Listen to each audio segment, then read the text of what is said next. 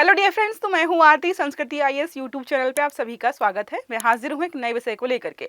आज हम बात करने वाले हैं चाइना के एजुकेशन पॉलिसी पर और इंडिया के एजुकेशन पॉलिसी पर। मोस्ट इंपॉर्टेंट बात यहां पर यह है कि 1947 में हम आज़ाद होते हैं और 1949 के आसपास चाइना आज़ाद होता है। दोनों ने साथ में सब कुछ शुरू किया, लेकिन आज आप कंपेयर करेंगे तो जो चाइना है वो हमसे बहुत आगे निकल चुका है और हम काफ़ी पीछे रह गए हैं। अब उसके पीछे कारण क्या है? ऐसी कौन सी एजुकेशन पॉलिसी है, एजुकेशन में ऐसा क्या चाइना ने किया है जो भारत नहीं कर पाया है, जिसकी वजह से हमारे चाहे सरकारी स्कूल हो चाहे हायर एजुकेशन वाले कॉलेज हो, वो अभी भी वो शिक्षा नहीं दे पा रहे हैं जो कि चाइना के बच्चों को मिल रही है। अब सबसे बड़ी समस्या हम सबको पता है कि भारत में एजुकेशन की, चाहे स्कूल में टीचर हो, चाहे हमारा एजुकेशन सिस्टम हो, चाहे घर में पेरेंट्स हो, वो लोग फोकस करते हैं कि कितने % मार्क्स आए हैं, पीसीएम लिया था कि नहीं लिया था। आर्ट साइड के स्टूडेंट्स होते हैं उनकी कोई इज्जत नहीं होती है। वोकेशनल जो एजुकेशन है जो कि हमें रोजगार दिला सकती है, जिस पर चाइना ने फोकस किया, वो हमारे यहाँ पर निचले दर्जे का एजुकेशन माना जाता है। तो ये सारी समस्या है जिसकी वजह से हम आगे नहीं बढ़ पाए हैं। दूसरी तरफ आप देखेंगे चाइना को, तो चाइना फोकस कर रहा है कोडिंग पर, एआई पर, रोबोटिक्स पर। और ये जो एजुकेशन सिस्टम है चाइना ने, ऐसा नहीं है कि कोई 12th पास आउट करने के बाद या ग्रेजुएशन करने के बाद सीख रहा, और नहीं, वो लोग स्टार्टिंग कर रहे हैं लेवल 1 से। मतलब कोई फर्स्ट क्लास में बच्चा पढ़ रहा है, 6 साल का बच्चा, उसको वो एआई सिखा रहे हैं, रोबोटिक्स सिखाया जा रहा है। जहां पर चाइना में गली गली में आपको जो है रोबोट्स बनाने वाले लोग दिख जाएंगे। और उसी का हमने एक जो है जीता जागता उदाहरण देखा था कि चाइना का रोबोट उठा करके गलगोटिया के जो है स्टूडेंट्स ने अपना बताते हुए वहां पे प्रेजेंट किया था। इसका मतलब समझिए कि हम उसकी कॉपी भी नहीं कर पा रहे हैं ढंग से और उसकी चीजों को चुरा रहे हैं। अब यहाँ पर देखो लिखा है what makes us human. China education जो है सिंपोजियम, मतलब यहाँ पर कितने अच्छे से चाइना में काम किया जा रहा है, क्या क्या चीजें लागू हुई है। ये जो टॉपिक हमारा चर्चा में आया, चर्चा में इसलिए भी आया है क्योंकि हाल फिलहाल में चाइना में एक नई एजुकेशन पॉलिसी लाई गई है, जिसके जो है 3 आयाम है। मैं आपको 1 बाय 1 सारे समझाती जाऊंगी, चीजों को हम अच्छे तरीके से कनेक्ट करते हुए पढ़ते जाएं, ताकि हमें इंडिया की एजुकेशन पॉलिसी की खामियां और जो चाइना की एजुकेशन पॉलिसी की जो खूबियां हैं वो हमें साथ साथ समझ में आए। China bets big on AI, launches massive education overall. उसमें क्या किया है चाइना ने, नए 3 प्रकार की चीजें लॉन्च की है, जिसमें बोला जा रहा है कि पहले टीचर्स का एक एआई से रिलेटेड टेस्ट होगा। जब वो क्वालिफाई कर लेंगे तब वो जो है बच्चों को पढ़ा पाएंगे। और बच्चों के लिए भी जो है उन्होंने क्या किया है, लेवल्स के आधार पर एजुकेशन सिस्टम सेट किया है कि स्टार्टिंग के जो लेवल 1 के बच्चे हैं, जो 6 साल से लेकर के 8 साल, 10 साल, 12 साल के हैं, 18 वर्ष तक का उनका जो है जो एजुकेशन सिस्टम है किस प्रकार से काम करेगा, बच्चों को क्या क्या सिखाया जाएगा। और 18 वर्ष के बाद तो मैंडेटरी कर दिया है। ये सारी चीजें हम यहाँ पर 1 बाय 1 समझने वाले हैं, जिसकी जो चर्चा है दुनिया भर में हो रही है।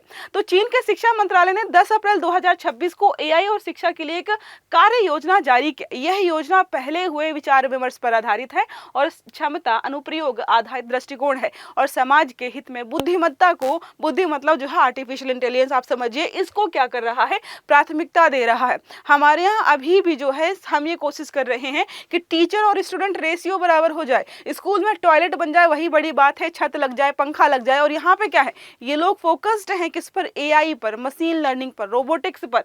इसका लक्ष्य क्या है कि प्रतिभा का विकास करना, नवाचार का एक मजबूत पारिस्थितिकी तंत्र यहाँ पर बना के रखना। 2030 तक शिक्षा के सभी स्तरों पर एआई का व्यापक रूप यहाँ पर उपयोग करना चाहते हैं, जबकि हमारे यहाँ पर लक्ष्य यही है कि कैसे करके ज्यादा से ज्यादा एनरोलमेंट कराया जाए। जैसे कल या परसों एक रिपोर्ट आई थी, 23 अप्रैल को यूपी बोर्ड का रिजल्ट आता है, जिसमें बताया जाता है कि यूपी बोर्ड दुनिया का सबसे बड़ा एजुकेशन बोर्ड है। लगभग जो है 55 लाख के आसपास बच्चों ने यहाँ पर एग्जाम दिया, क्वालिफाई किए।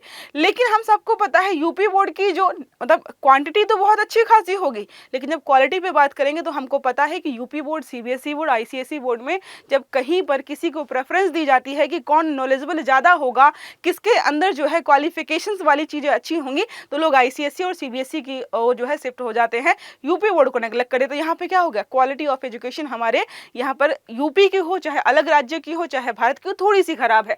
बात करते हैं यहाँ पर जीडीपी का गैप देखिए, यहाँ पर लगभग 1991 तक दोनों साथ में चल रहे थे।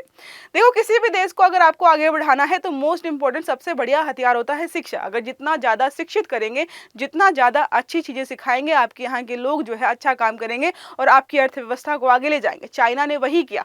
चाइना ने जो है यहाँ पर देखो, चाइना आ गया है 17.96 ट्रिलियन डॉलर पर और हम लगभग पहुंचे थे 3.39 ट्रिलियन डॉलर तक। ये जो है, जो हम बात करें 2019 का डेटा है। थोड़ा कंफ्यूज नहीं होना, लोग बोलेंगे मैम इतना जो है कम क्यों बता रही हैं। अब अगर हम बात करते हैं एजुकेशन पर कौन कितना खर्च करता है, इंडिया वर्सेस चाइना में देखिए तो comparison of education budget and investment, तो इंडिया का 2024 से 25 का बजट लगभग 18 बिलियन था। दूसरी तरफ देखिए जो है टोटल एक्सपेंडिचर इज जो है अप्रोक्स जो है 890 बिलियन डॉलर। हालांकि आप देखेंगे तो जो हम एजुकेशन का जो बजट देख रहे हैं चाइना का, उसमें स्वास्थ्य भी सम्मिलित है, लेकिन फिर भी स्वास्थ्य को जो है यहाँ पर हम जोड़ भी लें तो देखो यहाँ पर कितना है हमारा 130 जो है बिलियन, मतलब बहुत ज़्यादा हद तक उसको हम कंपेयर नहीं कर पाएंगे, हमसे 4 से 5 गुना ज़्यादा बड़ा है। अब देखिए चाइना एजुकेशन जो है स्प्रेडिंग ऑन द राइज, कैसे कैसे धीरे धीरे बढ़ा है। 2008 के आसपास कुछ इतना था और हमने अभी देख लिया है कहाँ पर चाइना पहुँच चुका है। अबाउट 850 बिलियन यूएस डॉलर्स यहाँ पर खर्च किए जा रहे हैं। अब की कंपोनेंट्स देखते हैं, दोनों को कंपेयर कर लेते हैं, आखिरकार गलती हुई कहां पर। ऐसा कौन सा एजुकेशन सिस्टम है जो दोनों देश साथ में लगभग साथ में आजाद हुए लेकिन फिर भी यहां पर चीजें अच्छी हुई और हमारे यहां पर नहीं हो पाए। फैक्टर्स में बात करते हैं, टोटल एक्सपेंडिचर में हमें पता है कि चाइना ज्यादा खर्च करता है, हम काफी कम खर्च करते हैं। हम जो है उससे 4.6% कम खर्च कर रहे हैं। फोकस एरियाज में हमारे यहाँ पर एरिया होता है कि पहले तो एक्सेस मिल जाए, हम सबको जो एडमिशन दिला पाए, फिर बाद में बात करते हैं कि स्किल डेवलपमेंट करेंगे। मतलब अब स्किल डेवलपमेंट की बात की जा रही है कि आप ग्रेजुएशन कर लेंगे, पोस्ट ग्रेजुएशन कर लेंगे, फिर स्किल डेवलपमेंट कराया जाएगा ताकि आपको थोड़ी ढंग की नौकरी मिले। लेकिन यहाँ पर चाइना के एजुकेशन पॉलिसी में क्या है, टेक्नोलॉजी, रिसर्च और इनोवेशन सब साथ में ही सिखाया जा रहा है। सिस्टम जो है स्ट्रक्चर देखें तो फेडरल है, हमारे यहाँ पर गवर्नमेंट भी है, स्टेट भी है, प्राइवेट भी है। यहाँ पर पूरी खिचड़ी बना रखी है एजुकेशन सिस्टम की, जो जैसे मन करता है वैसे ही पढ़ाया जा रहा है। लेकिन चाइना में सेंट्रलाइज्ड सिस्टम है। Most of the college school जो है 90% ज्यादा आपको गवर्नमेंट ही दिखाई देंगे। बात करते हैं इन्वेस्टमेंट अप्रोच के बारे में, एक्सपेंडिंग एक्सेस एंड लिटरेसी। हम चाहते हैं कि इसके एक्सेस को बढ़ाएं और लिटरेसी को, मतलब जो लिटरेसी रेट है वो भी हमारे यहाँ पर इतना खराब है जो कि चाइना के कंपैरिजन में काफ़ी खतरनाक देखा जा रहा है। लिटरेसी रेट के बारे में बात करते हैं तो 1990 का एक डेटा निकल करके आता है और 1990 में डेटा निकल के आया कि भाई दोनों ने साथ में शुरू किया था और जो चाइना की लिटरेसी रेट थी वो लगभग जो है 67 के पास थी और भारत की कितनी थी, 48 और 47 के आसपास। नेक्स्ट बात करते हैं की स्ट्रेंथ के बारे में, तो लार्ज यूथ पॉपुलेशन, हमारे पास पॉपुलेशन के मतलब पॉपुलेशन बहुत है, उसमें कोई कमी नहीं है। डेमोग्राफिक डिविडेंड भी बढ़िया बहुत ज़्यादा है, हमारे यहाँ यंग जनरेशन बहुत सारी है। यहाँ पर क्या है, हाई इन्वेस्टमेंट रिसर्च है और इनोवेशन जो है इनोवेशन इकोसिस्टम प्रोवाइड किया जा रहा है। मेजर चैलेंजेस क्या है इंडिया के एजुकेशन सिस्टम में, क्वालिटी गैप है। हमारे यहाँ पर अगर आप देखेंगे तो कॉलेज नहीं है, कहीं पर पता चलता है 1 से जो है 8 तक 10 तक क्लास जो है स्कूल चलाया जा रहा है, एक ही क्लासरूम में चल रहा है। वहाँ पर क्लासरूम्स नहीं है, पानी नहीं है, बिजली नहीं है और जो टॉयलेट्स वगैरह हैं वो भी नहीं है। रूरल एरियाज़ में लगातार जो बच्चों का इनरोलमेंट है गवर्नमेंट कॉलेज में लगभग 67% से भी कम होता जा रहा है। समझ रहे हैं, लोग गवर्नमेंट स्कूल में जाना ही नहीं चाहते। क्यों? गवर्नमेंट स्कूल के नाम पर बस एक चीज़ अच्छी होती है, वो होती है वहाँ पर काम करने वाले टीचर्स की सैलरी, सिर्फ सैलरी बढ़ती है और वो हर बार कोशिश करते हैं कि हम दिखा पाए डाटा में कि हमने कितने सारे बच्चों को इनरोल कराया है, पढ़ाया है, नहीं पढ़ाया है, कितना पढ़ाया है, इस पर हम कभी बात नहीं करते। तो पहला है क्वालिटी गैप है, क्वालिटी गैप। इसके बाद दूसरा हो जाता है इंफ्रा ही नहीं है, लर्निंग आउटकम्स, मतलब जो पढ़ाया जा रहा है, जैसे हम सब ने बीए, बीएससी, बीकॉम कर लिया है, लोग बीटेक करने के बाद भी बेरोजगार है। इसका मतलब जो हमें पढ़ाया जा रहा है उसका आउटकम जीरो है, उससे हम बेरोजगार ही रहते हैं, उसके बावजूद भी हमें कोई फायदा नहीं। जबकि चाइना में क्या है, हाई कॉम्पिटिशन है, प्रेशर ऑन स्टूडेंट्स रहता है, इनको स्टार्टिंग से ऐसा पढ़ाते हैं, इनको इंटीग्रेट करते हैं इंडस्ट्रीज से कि जो इंडस्ट्रीज को चाहिए कि हमारे यहाँ पर काम करने वाले व्यक्ति को ये आना चाहिए, ये लोग स्कूल कॉलेज में सिखा देते हैं। तो बाद में आपको टाइम वेस्ट करने की जरूरत नहीं है और साथ में आप बेरोजगार भी नहीं रहते हो। बात करते हैं इंडिया जो प्रायोरिटीज है, हमारे यहाँ पर क्या है, यूनिवर्सल एक्सेस, सबको जो है स्कूल में हम जो है शिक्षा देंगे, किताबें बांट देंगे, सब कुछ बांट देंगे, लेकिन क्वालिटी एजुकेशन नहीं हमारे यहाँ पर ठीक हो रही है। दूसरा है स्किल डेवलपमेंट, एम्प्लॉयबिलिटी के बारे में बात नहीं करते हैं। डिजिटल लर्निंग है, नेशनल एजुकेशन पॉलिसी हम 2020 में लेकर के आए हैं, जबकि ये चीज जो है 2009 के आसपास ऑलरेडी चाइना में हो चुकी है। स्ट्रॉन्ग फंडामेंटल जो है फॉर फ्यूचर ग्रोथ। जिस हिसाब से हम ग्रोथ की बात कर रहे हैं, हम चाइना से काफी पीछे ऑलरेडी हो चुके हैं और भविष्य में रह भी जाएंगे। अब बात करते हैं की takeaway. India is investing in the it's people while China is investing its future leadership. हम लोगों में इन्वेस्ट कर रहे हैं, वो अपने फ्यूचर के लिए चीज़ों को तैयार कर रहा है। चाइना प्रायोरिटीज़ क्या है? तो स्टेम हो गया। स्टेम मतलब देखिए कौन कौन हम यहाँ पर फोकस कर रहे हैं कि लोगों को एटलीस्ट हम शिक्षा दिला पाएँ, क्वालिटी वाली दिला पाएँ और एजुकेशन दिला पाएँ। जबकि चाइना फोकस्ड है स्टेम, एआई, हाईटेक एजुकेशन पर, रिसर्च पर, इनोवेशन पर, यहाँ पर साथ में पेटेंट्स पर फोकस कर रहा है, इंटीग्रेशन विद इंडस्ट्री स्ट्रेटजी पर फोकस कर रहा है, ग्लोबल लीडरशिप इन टेक्नोलॉजी चाहता है कि कल को भविष्य में हम लीडर बने टेक्नोलॉजी में। जैसे आप देखेंगे अभी एक रोबोट्स की रेस होती है जिसमें ज़्यादातर मैक्सिमम जो रोबोट्स है वो चाइना के थे और वो लोग काम कर रहे हैं किस पे कि जो रोबोट्स हैं कुछ इस प्रकार से काम करें जैसे बहुत लंबा दौड़ रहे थे तो उनमें जो है हीट वगैरह जनरेट हो रही थी, तो लगातार बर्फ वगैरह, मतलब वो लोग जैसे ह्यूमन बॉडी काम करती है उसी प्रकार से रोबोट्स काम कर पाए, उस तकनीकी पर काम कर रहे हैं। दूसरी तरफ यूएसए क्या है, बहुत ज़्यादा इंटेलिजेंस पर काम कर रहा है, जबकि चाइना किसी दूसरी अप्रोच को लेकर काम कर रहा है। अब बात करते हैं स्कूल सिस्टम। स्कूलिंग सिस्टम कैसा है इंडिया में? हम सबको पता है मिक्स्ड है, गवर्नमेंट है, प्राइवेट है। यहाँ पर करिकुलम जो है वेरीज है बाई बोर्ड, आईसीएसई है, सीबीएसई है, स्टेट्स के अलग है, थ्योरी एग्जाम्स होते हैं, प्रैक्टिकल्स होते हैं, क्वालिटी सबकी अलग अलग हो जाती है। ग्रेजुअल रिफॉर्म्स हैं हमने देखा 2020 में लेकर के आए, मतलब बहुत बड़ा आपको मेजर चेंज नहीं दिखाई दे। जबकि यहाँ पर क्या है, मोस्टली गवर्नमेंट ही चला रही है, लेकिन गवर्नमेंट चला रही अच्छे से चला रही, हमारे यहाँ जैसा नहीं है। वेरी जो है डिसिप्लिन है, कम्पिटिटिव चीज़ों को ध्यान में रखकर बनाया जा रहा है। Early exposure to technology. अभी जो नई एजुकेशन पॉलिसी आ रही है, 6 साल के बच्चे को ये लोग एआई सिखाएंगे, समझ रहे हैं? 6 साल के बच्चा जब ग्रेड 1 में पहुंचता है वो लोग वहीं से एआई सिखा रहे हैं। जबकि इससे ज़्यादा जो एडवांस एक कंट्री है यूएई, ये 3 साल के बच्चे को एआई सिखा रहे हैं, 3 या शायद 4 साल का। दुनिया में सबसे कम उम्र के बच्चे को अगर कोई एआई सिखा रहा है वो लोग जो कौन है, यूएई। और इन्होंने मैंडेटरी कर दिया है कि भाई ग्रेड 1 से लेकर के 12th तक कंपलसरी है, सीखना ही सीखना पड़ेगा, कोई हम तुमको विकल्प नहीं दे रहे हैं। स्ट्रॉन्ग गवर्नमेंट है, तो गवर्नमेंट काफ़ी स्ट्रॉन्ग है, वो हम सबको पता है। अब हम बात कर लेते हैं minister of education of People's Republic of China जो है हुआई जिनपिंग। ये व्यक्ति बहुत एजुकेटेड है, इसने इतनी ज़्यादा एजुकेशन हासिल कर रखी शायद इसी वजह से, मतलब एजुकेशन मिनिस्टर एटलीस्ट जो है एजुकेटेड होना चाहिए, उसने ऐसी एजुकेशन हासिल कर रखी हो जो उस देश के भविष्य को आगे ले जा पाए। हमारे यहाँ पर क्या होता है, जब इस प्रकार के मिनिस्टर्स बनाए जाते हैं तो उनके एजुकेशन क्वालिफिकेशंस वगैरह ध्यान में रखी ही नहीं जाती हैं। एजुकेशन बैकग्राउंड देखिए, बैचलर डिग्री ली है 1984 में, ग्रेजुएट है यहाँ पर जो है जिलिन यूनिवर्सिटी ऑफ इंडस्ट्री से, मास्टर डिग्री 1987 में ले रखी है, obtain a master degree in computer science electrical engineering from the Harbin institute of technology, doctorate degree 1993 है, अर्न अ पीएचडी। मतलब पढ़ते पढ़ते थक जाएंगे, डिग्रीज नहीं खत्म हो रही इस व्यक्ति की, जो वहाँ का एजुकेशन संभाल रहा है, तो जाहिर सी बात है देश ग्रोथ तो करेगा ही। तो जो यहाँ पर हमारी न्यूज़ थी वो ये थी कि चाइना ने एक नई AI powered education system launch किया है जिसमें इंक्लूड किया गया है टीचर्स को भी। टीचर्स का मतलब यहाँ पर यही है कि चाइना ने बोला है कि पहले हम टीचर्स को एआई सिखाएंगे, आप सीखिए, पहले टेस्ट दीजिए, अगर आप क्वालिफाई करते हो तभी आप एआई पढ़ाओगे, वरना एआई क्या आप पढ़ाओगे तभी स्कूल में, अदरवाइज आप स्कूल में पढ़ाने ही नहीं जाओगे।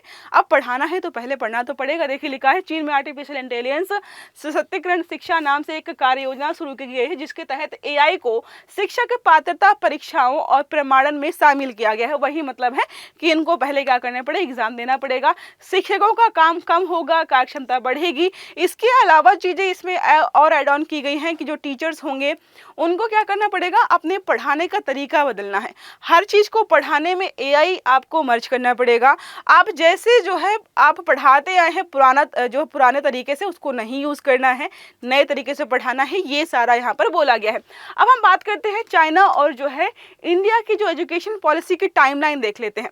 तो देखो यहाँ पर क्या है, जुलाई 2017 में new generation AI development plan लेकर के आता है। कहाँ, देखो चाइना में। जब यहाँ पर बात कर रहे हैं जनरेशन एआई प्लान्स की बात हो रही है, उसके बाद 18 में यहाँ पर आता है पायलट एक्शन फॉर एआई। तो यहाँ पर लगातार जो है टीचर्स के लिए 2018 में आ जाता है, 2018 में जो हायर एजुकेशन के लिए भी आ जाता है, जून 2018 में यहाँ पर जो है एक्शन प्लान दूसरा आ जाता है। इसके अलावा जो है गाइडिंग ओपिनियंस यहाँ पर न्यू एजुकेशन, हाई एजुकेशन या हाई क्वालिटी एजुकेशन एजुकेशन पर फोकस किया था 2019 फरवरी में।